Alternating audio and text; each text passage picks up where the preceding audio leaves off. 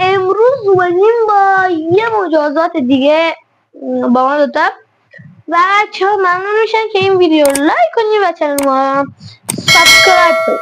خب بچه ها امروز اومدیم که همون سس تندی که روی پاپیلار رفتیم مجازاتمونه فقط یه قاشق پر میخوریم.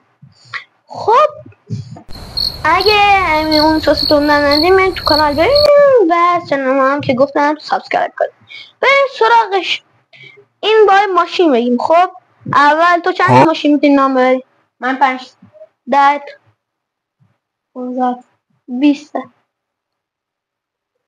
25 25 تا نام ببر.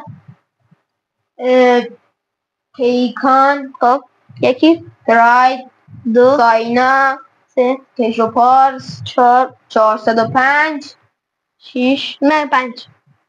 خب دیگه بازا داره وقت میره.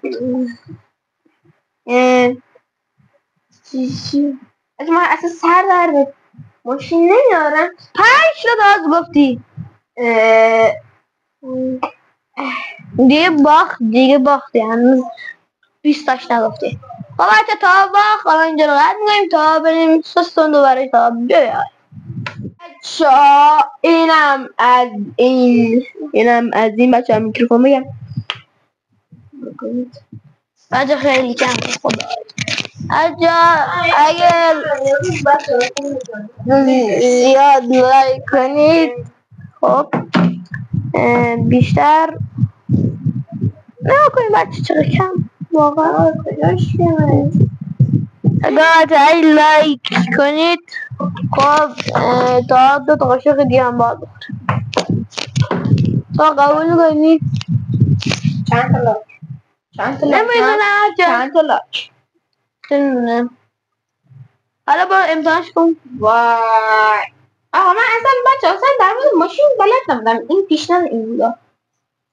خب ماشین دیگه همه دارن بار اینجوریه بابا